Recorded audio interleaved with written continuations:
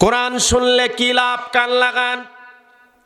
কোরআনুল কারীমকে জিজ্ঞাসা করলাম, ও কোরআন, আরামের ঘুম হারাম করে লেপ কম্বলকে ফেলে রেখে স্ত্রী, ছেলে, মেয়ে, পরিবার পরিজন, গরু, ছাগল, হাঁস, মুরগি সব ছেড়ে দিয়া, বাড়ি ছেড়ে কষ্ট করে মাটিতে ঠান্ডার ভিতরে কুয়াশা পড়ছে টপ টপ করে, এমন জায়গায় বসলাম।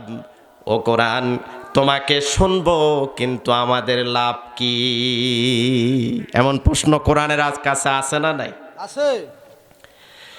কোরআনুল কারীমকে জিজ্ঞাসা করলাম, কোরআন, তোমারে শুনলে কি লাভ হবে? সূরা আরাফ 204 নম্বর আয়াতে আল্লাহ রাব্বুল আলামিন বলেন, কোরআন শুনলে ওই মানুষ যতক্ষণ পর্যন্ত কোরআন শুনবে মনোযোগের সাথে, চুপ করে, দিল থেকে আর মন থেকে হৃদয়টা নরম করে কোরআন শুনবে যারা, যত সেকেন্ড, যত মিনিট, যত ঘন্টা অতিবাহিত হবে কোনো পাপ হবে না, ততক্ষণ পর্যন্ত আল্লাহ রহমত বর্ষণ করতে থাকে। আল্লাহু আকবার। কোরআন জানাচ্ছে আমাকে শুনলে লাভ হচ্ছে, তোমার কাছে রহমত নাজিল হচ্ছে। সুবহানাল্লাহ বলেন। সুবহানাল্লাহ। দ্বিতীয়বার আবার জিজ্ঞাসা করলাম, ও কোরআন, বুঝলাম তোমারে শুনলে রহমত নাজিল হচ্ছে, আর কি ফায়দা, কি লাভ আছে একটু আমাদেরকে বলো। কোরআনুল কারীম সূরা বনী ইসরাইলের 9 নম্বর আয়াতে আল্লাহ রব্বুল আলামিনের কোরআন চমৎকার করে উত্তর দিচ্ছে, ও বান্দা, তোমরা যখন আমি কোরআনকে শুনবা, যতক্ষণ পর্যন্ত শুনবা ততক্ষণ পর্যন্ত আল্লাহর পক্ষ থেকে তোমাদেরকে হেদায়েত দান করা হবে। সুবহানাল্লাহ। এটা হচ্ছে হেদায়েতের কিতাব, পাপমুক্ত থাকার কিতাব। 2 নম্বরে চিটারি, মুনাফিকি, মিথ্যা কথা, চুগলখুরি, ওজনে কম দেওয়া, জেনা, ব্যভিচার, সুদ, ঘুষ, দুর্নীতি, চাঁদাবাজি, টেন্ডারবাজি থেকে মুক্ত করতে পারে একমাত্র পৃথিবীর আর কোনো তন্ত্র মন্ত্র দিয়ে সম্ভব নয়। আল্লাহ পাক বলছেন, আমার কোরআন জীবনে সেটিং করো, পরিবারে সেটিং করো, সমাজে সেটিং করো। শুধু তাই নয়, রাষ্ট্র, এই কোরআন রান্নাঘর থেকে বঙ্গভবন পর্যন্ত যদি কেউ এই কোরআন দিয়ে ঢেলে সাজা দেয়, কোরআনুল কারীম চ্যালেঞ্জ করছে, পৃথিবীর কোনো তন্ত্র মন্ত্র দিয়া হেদায়েত নামক দৌলত পাবা না। যদি হেদায়েত পেতে চাও, নির্ভেজাল কোরআনের সাথে সম্পর্ক বাড়িয়ে দাও। বলি সুবহানাল্লাহ। কোরআন চ্যালেঞ্জ করেছে, আমারে ধরলে, পড়লে, মানলে তোমার হেদায়েত হবে। পৃথিবীতে এমন চ্যালেঞ্জ কেউ করতে পারে নাই, আমিও বলতে পারবো না আমার ওয়াজ শুনলে আপনার হেদায়েত হবে। আমি বলতে পারবো না আমি আলেম হিসাবে, হাফেজ হিসাবে কোনো ভুল নাই, গুনাহ নাই। কিন্তু কোরআন চ্যালেঞ্জ করছে, আমার ভিতরে কোনো ভেজাল নাই। কোরআনের পক্ষে থাকতে রাজি আছেন না নাই? ইনশাআল্লাহ। কোরআনের সমাজ বিনির্মাণ করতে রাজি আছেন না নাই? কে কে আছেন দুহাত একটু আল্লাহকে দেখান, লিল্লাহে তাকবীর। আল্লাহু আকবার। হাত নামান। প্রিয় ভাইয়েরা, মুনাফিকি শুরু হয় এই প্যান্ডেলের মধ্যে থাকা অবস্থায় নয়, কারণ এখানে তো শয়তান নাই।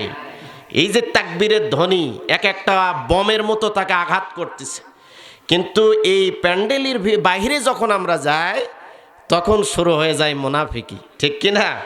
এই জন্য ওয়াজ শুধু প্যান্ডেলের বাইরে নিয়ে গেলে হবে না। যতদিন আল্লাহ হায়াতে বাঁচিয়ে রাখবেন ততদিন পর্যন্তই কোনো লোভ, লালসা, কোনো ধরনের শয়তানি আমাদেরকে যেন কোরআন থেকে দূরে নিয়ে যেতে না পারে। সকলে বলছে আমিন। আমিন। কোরআনকে জিজ্ঞাসা করলাম, ও কোরআন, বুঝলাম তোমার আলোচনা হলে হেদায়েত হয়, তোমার আলোচনা শুনলে রহমত বর্ষিত হয়। ও কোরআন, তোমার কাছে আমার আরো প্রশ্ন, আর কি লাভ হবে একটু বলো তো দেখি। কোরআনুল কারীমের সূরা আনফাল 8 নম্বর আয়াতের ভিতরে আল্লাহ রব্বুল আলামিন বলেন, যেখানে কোরআনের আলোচনা হবে, যারা চুপ করে বিনয়ের সাথে ভদ্রতার সাথে মনোযোগের সাথে যারা কোরআনুল কারীম শুনবে আর শ্রবণ করবে, কোরআনুল কারীম বলছে যারা আমারে শুনবে আর শ্রবণ করবে, ডিসিপ্লিনের সাথে, শৃঙ্খলার সাথে, অমনোযোগের সাথে নয়। আল্লাহ পাকের কোরআন বলেন, যতক্ষণ পর্যন্ত আমারে শুনবে ততক্ষণ পর্যন্ত এই কোরআন শুনলে আল্লাহ রব্বুল আলামিন তার ঈমান বৃদ্ধি করে দেন। কেমন ঈমান বৃদ্ধি করে দেন? ঈমান আছে আপনার 10%, কোরআন দিয়ে সম্ভব ঈমানের ব্যাটারি চার্জ করা। কোরআন যতক্ষণ শুনবেন, একটা মোবাইল যেমন চার্জে রাখলে 10%, 20%, 30%, 40%, 50% না, চার্জে লাগানোর সাথে সাথে কি 100% হয় নাকি? কথা কন না কেন?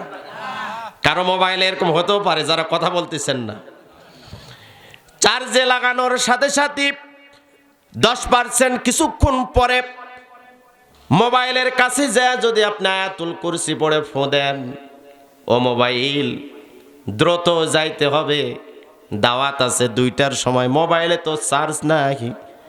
ওই আয়াতুল কুরসি পড়ে দরুদ শরীফ পড়ে ফোঁ দিলে মনে হয় সাথে সাথে 100% হবে।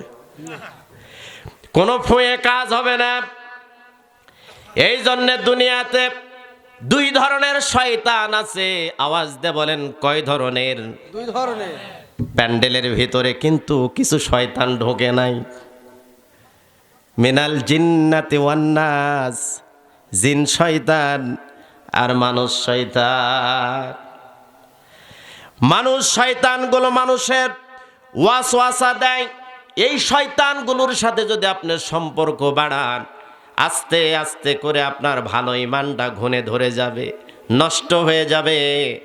আর ঈমানওয়ালা মানুষের সাথে যদি আপনি ঘুরেন, আস্তে আস্তে করে আপনাকে আল্লাহ রব্বুল আলামিন হেদায়েত বাড়ায় দিবে। সুবহানাল্লাহ। এই জন্য আল্লাহ পাক বলেন, দিল খুলে, মন খুলে, চোখ খুলে যেখানে সেখানে মন চাইলেই যাওয়া যাবে না, যার তার সাথে বন্ধুতালি করা যাবে না। দেখে শুনে আল্লাহ বিবেক দিয়েছেন, আকল দিয়েছেন, চিন্তা ভাবনা করে আপনাকে বন্ধু নির্বাচন করতে হবে। টাকা আছে, সম্পদ আছে, অর্থ আছে, যোগ্যতা আছে, চেহারা আছে, বডি ফিটনেস আছে, পোশাক আছে, নামি দামি গাড়ি বাড়ি আছে, আপনি মনে করলেন যা ইচ্ছা তাই করব। ফেরেশতারা বলতেছে যে তোরে যেই দিন কবরে রেখে যাবে সেই দিন তোরে পিটা বুঝায় দিব যে তোরে বেন দিয়েছিলাম, হাত দিয়েছিলাম, অর্থ দিয়েছিলাম, টাকা দিয়েছিলাম, সম্পদ দিয়েছিলাম, কোরআন আর ইসলামের জন্য তোমার কোনো টাকা, অর্থ, সম্পদ, জীবন যৌবন ব্যয় হলো না কেন? ঠিক কিনা বলেন? ঠিক। ইচ্ছা মতো চলতে পারবেন না তো। সরকার আল্লাহ। টাকা পকেট ভর্তি কে দেয়? আল্লাহ। তাহলে খরচ করারও জায়গা আল্লাহ দেখা দেয় নাই? দিছে। আচ্ছা, ওয়াজ আছে, একটু দেরি কর। কোরআনুল কারীমকে জিজ্ঞাসা করলাম, ও কোরআন তোমারে শুনলে ঈমান বাড়ে, হেদায়েত বাড়ে, রহমত নাজিল হয়।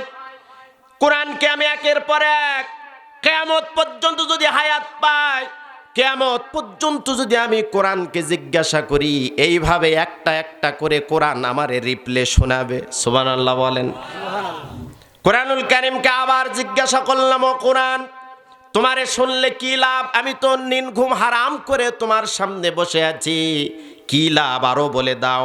সূরা তাহরিমের 8 নম্বর আয়াত আল্লাহ পাকের কোরআন জবাব দিতেছে, যতক্ষণ আমি কোরআন শুনবা, পড়বা, মানবা, মানার নিয়তে শুনবা, নম্র আর ভদ্রতার সাথে কোরআনের সামনে যতক্ষণ বসে থাকবা, কোরআনের ক্লাসে যত ঘন্টা সময় দিবা, তোমার ঘনে ধরা অন্তরকে আল্লাহ রব্বুল আলামিন নূর দিয়া আলোকিত করে দিবে। বলি সুবহানাল্লাহ।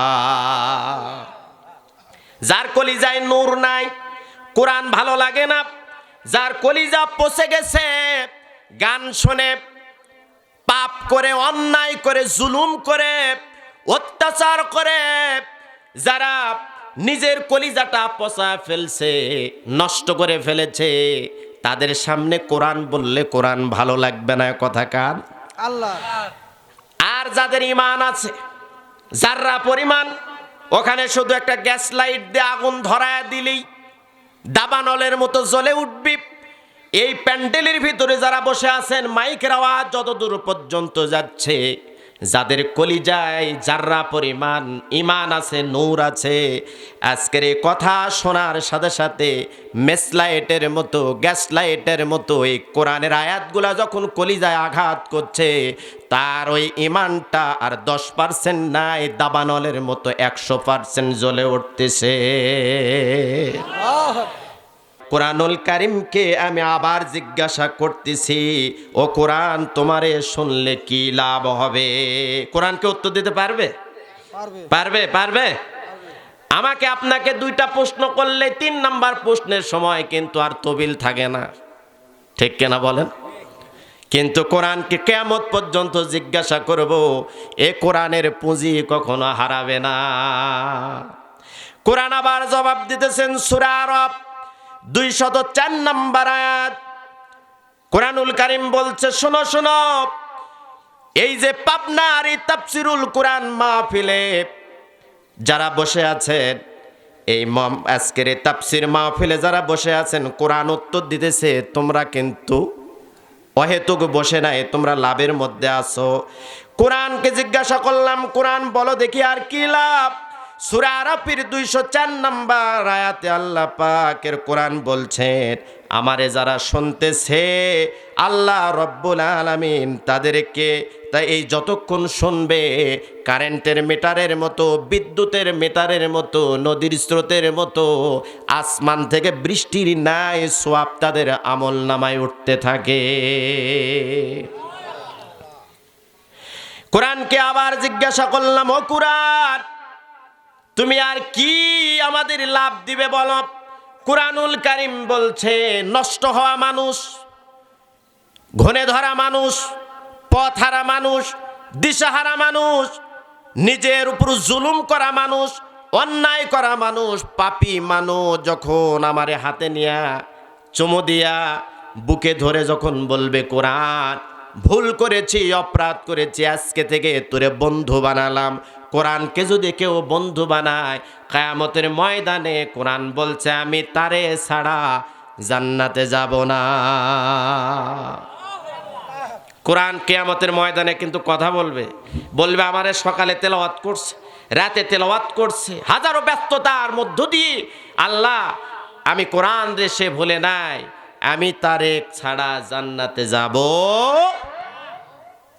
প্রিয় কলিজার টুকরা ভাইরা, তাহলে কোরআনকে আমরা প্রশ্ন করলাম, কোরআন 6টি উত্তর দিয়েছে। আমারে শুনলে রহমত হবে, আমারে শুনলে হেদায়াত হবে।